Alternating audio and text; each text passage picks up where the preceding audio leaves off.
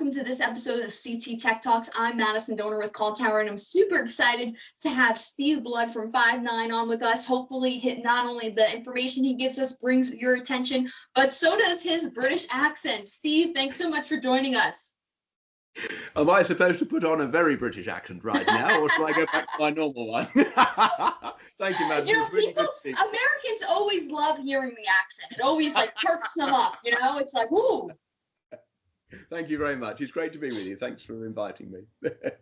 Awesome. Well, I'm glad to have you. You know, can you tell us a little bit about your role with Five9, and a little bit about, you know, what the CallTower Five9 relationship means and how we're trying to grow not only with our CCaaS solutions, but also with AI around it. Ah, yes. Thank you very much. Yes. So I head up Market Intelligence and Evangelism at Five9. I've been here a little over a year. I joined March of last year, where I had a 23-year plus career as a Gartner analyst. So I used to cover this space. I covered Five9. I made a lot of enemies and things as I was Gartner analyst doing that. But I think, you know, for me, all of that time, what was really insightful was that just speaking with customers, you know, the companies, or we called them clients, but, you know, what are now Five9 customers and so on, just getting to understand their perspective. So it really gave me some interesting insight. So, you know, I did have a proper job before I became a Gartner analyst. I worked at Rockwell and other telecom companies in the UK where I was involved in call centers. I've been in call centers 35 years, I suppose, or the call center through the contact center and so on. So I bring all of that experience and knowledge, and I bring that to Five9, and I share with internally, externally, with our partners, with our customers, and so on. So yeah, it's great. Thank you. And it's great to, you know, have you on board to provide some of that insight. Absolutely. And one of the insight you've brought to our attention is, you know, in 2024, the big buzzword was just AI. Yeah. What it's going to mean for 2025 in the future. But now, as we're getting to the halfway mark through 2025, another buzzword is Agentic AI, and the growth around that. So can you tell us a little bit about what is that, where it's going, and how people are using it? Yeah, sure. So, and I think we can look at Agentic AI as really the next evolution of AI agents. AI agents was the big buzzword last year, and you know, we've started to see some implementation of those. And I actually really like Gartner's definition, because they describe Agentic AI. I'm gonna read this because I wrote it down because I'll never remember it in time. But AI systems that go beyond generating text or analyzing data based on user prompts. Agentic AI systems plan and execute autonomous actions, autonomous, really key word there, dynamically adapting their approach based on context and ongoing analysis to achieve a specific goal.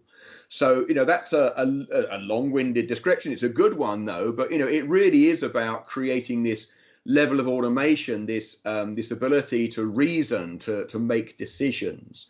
And of course, you know, this is very relevant in any organization that is going to have things like high volume of repetitive decisions, okay, where they've got clear return on investment metrics to make that investment, but also they need to have data-rich environments.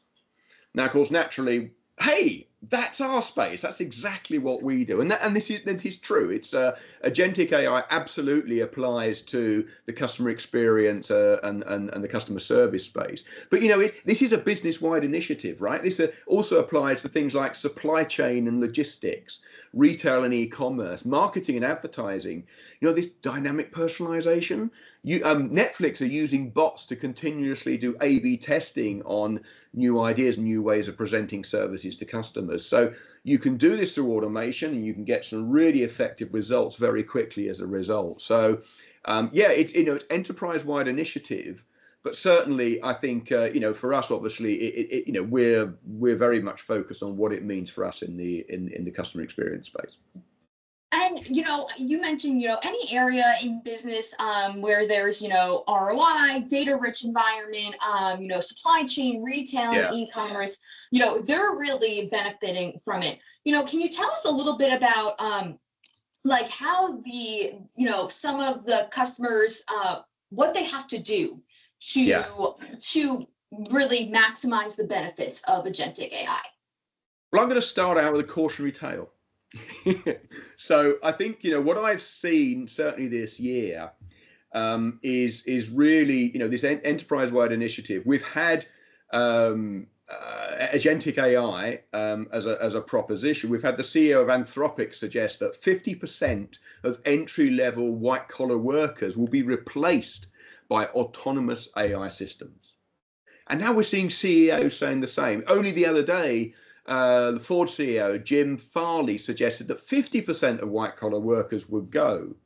So here's my cautionary tale.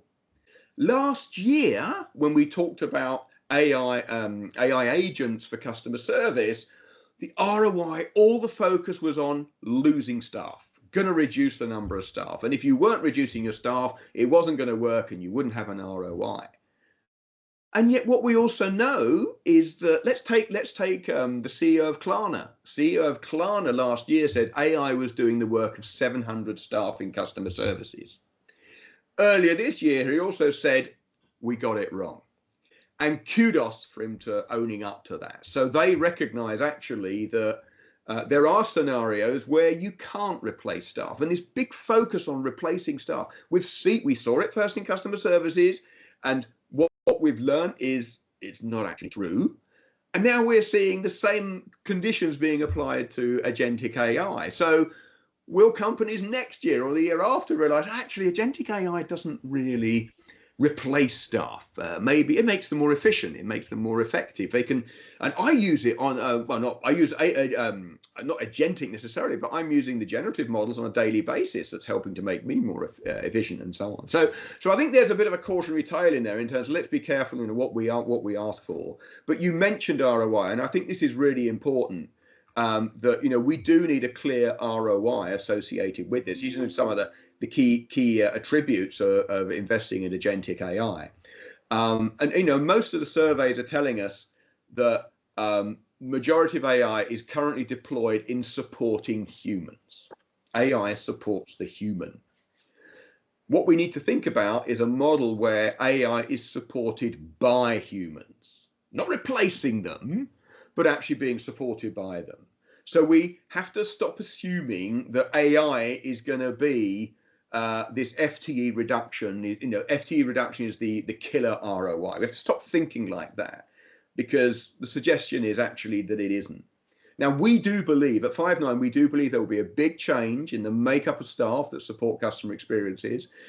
Jonathan Rosenberg last year at CX Summit talked about brand ambassadors being this new role, because a lot of the more straightforward influencers, brand ambassadors. Exactly. Mm-hmm. That's correct. So all these more basic tasks, more repetitive stuff would be done by AI, and so this would leave staff taking up different roles. So we do think that's going to happen. It's going to be a gradual change, no massive sort of step change impacts, and companies will be able to do that as they learn more about how their systems work and how they mature the solutions they've got. So we believe that actually they should lead with improving the self-service experiences for customers. Again, all the data tells us consumers want to self-serve, but they want to self-serve on their terms. They want to self-serve where it makes sense to them.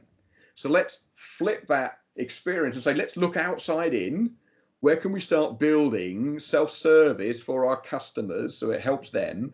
And we do that, they will use it, and guess what? We'll get our ROI and we will get our reductions as we move through that. So we think that's the more appropriate way to be focusing on a clear ROI. I think scaling automation, now obviously you can't do this at school, the odd scenario. We need to be able to scale this. And I think, if we come back again to specifically our space, last month we launched Agentic CX. And that initiative for us is very much grounded in how we assist our customers to mature their self-service initiatives. And that's really important. We're recognizing that it's not a jump in, create a project and run it and then get rid of your staff. It's something that is going to mature over time. And as we find ourselves in using some of these tools, hey, we get better at writing prompts, we get better outputs and so on. So it's maturing over time. Because I think, we think about the agentic, that statement from Gartner, agentic AI systems plan and execute autonomous actions. Is that a bit scary? Yes. What if it goes wrong? What's the cost? The big thing is people forget is that, like I use AI, I don't use agentic AI, but I'm learning from AI. I put in, hey, improve this, and I read it through, make sure it's factual, but also I'm like, oh, I could take that, I like this format, let me use that in something else. Like I'm learning from it as well. Yeah. But you need to get to the point where you can trust the output, right? Yes. Because it hallucinates, right? You say, hang on just a minute, I don't think that's correct. Explain that to me. Oh yeah, you're right. I'm sorry, I got it wrong. I won't do that again. So we have to be able to trust. And this is where our customers are at. They okay, this looks good. We can probably achieve some really strong ROI here, but how can we trust? We've heard all the horror stories of where these, and you think about some of these low margin businesses. Imagine automating and getting it wrong. The cost of repairing that is absolutely massive. So we recognize, especially in the customer service space, that before you can scale that, companies have to trust. They have to get to a point where they can trust the outputs that are being created. And so when we launched Agentic CX last month, we also launched AI Trust and Governance, because we really want to show how we need to put stronger guardrails and better observability so that we can create that enterprise ready AI. And so this is really about enhancing the decision making, because they're going to make decisions autonomously, to tailor the AI behavior in favor of the customer that's actually deploying it. We got to know our prompts are working. Okay, ourselves, we change our prompts, we see how they improve. We need to know that in automation of those steps, those prompts are working effectively. So we need to be able to see that. We need to be able to have visibility of how they're performing and how we can change them. Hallucinations, everyone's afraid of hallucinations. We need to be able to detect that. We need to be able to track for context adherence and look at those corrections. So these again are, and then the final one, of course, is there's some awfully bad actors out there that are trying to basically break your bot. So prompt injection attacks, we need to be able to see those. So we do believe that having that observability as part of this offer, as companies mature their agentic AI propositions, they will do so in the knowledge that they can start to trust what they're building. And that will enable them to scale. So we don't, this isn't going to be a big bang. It's going to be a gradual approach. But we're pretty committed to that. And of course, the most important thing of all is with the services we offer, you're able to, if it goes wrong or damn, we can't do this, we just route out to an employee. That's what customers want, right? They were the CX, the Forrester CX survey, right? The Forrester CX survey last year said customers were frustrated about being stuck in bot jail. They couldn't get out. Mm-hmm. So that's the most frustrating. Yeah. Exactly. We can't imagine a scenario where that wouldn't be the case. So we see that as really important. And then I think you mentioned data earlier. I mean, this really is the gold. All of these generative models need the contextual data, right? So a bit like humans, right? We need to know who is the customer, what did they buy last? We need to know all the rules and all the what do we need to do when we tell a customer something? So we have to create all that. We have to ensure that we've got all that data available. Jonathan Rosenberg, our CTO, refers to this as Maslow's hierarchy of contextual data needs. At the base level, there's task level instructions, right? Process steps, things, guidelines, things you should be doing. The next business level is knowledge, knowing about the product, knowing about policies, frequently asked questions. Then we've got to know about the customer. What's their interaction history? What do we know about them in the CRM? How important are they? What did they buy last? And then there's also, at the top level, he talks about external. So news articles, external influences that might affect how that customer is going to respond in an engagement with a bot. So if we have all of those, then we're better placed to be able to respond and provide accurate answers in a contextual way that is relevant to each customer that we're dealing with. So that, the data rich, I mean, the biggest challenge that we see here, I was reading up on this recently. We have to orientate the data so it can be understood by large language models. So, a large language model can't read a graphic or a picture. It needs to be basic text and so on. So we have to create that. And I was, again, this was looking at some Gartner research. This is actually quite a challenge. Companies have got to structure their libraries and their content so that these models can actually read it. And they were saying at least they were dedicating at least one FTE to being able to prepare those data sources so they could be ingested. So I think, those are the three key things as we see it. You've got to have a good ROI. We've got to focus on customer experience as our primary ROI. We've got to be able to scale. We've got to do that carefully and reliably. And then we've got to work on the data in order to be able to achieve that. So if we've got all those three, then I think agentic is going to be just a follow on. It's just going to be something that companies will be able to do moving through the next few years in all of those segments. But of course, obviously, we're going to focus on customer experience. That's where we play. Absolutely. Well, Steve, thank you so much. I have learned so much about agentic AI.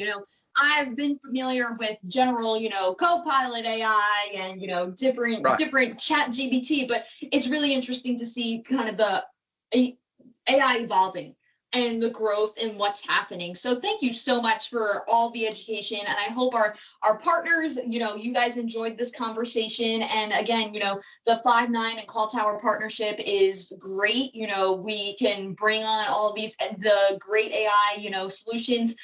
You guys have, what is it? IVA, Five9 for, those things for CCAS. So just a lot going on with the partnership and AI. And if you have any questions, feel free to bring them to us and we could help you out with any clients, CCAS, UCAS needs. So thank you again, Steve, so much for your time. I appreciate it. Thanks, Madison. We very much appreciate the CallTower partnership. You're a key deliverable in how we go to market. We couldn't do what we do without you. So thank you also for all your help. Thank you so much. Have a great one.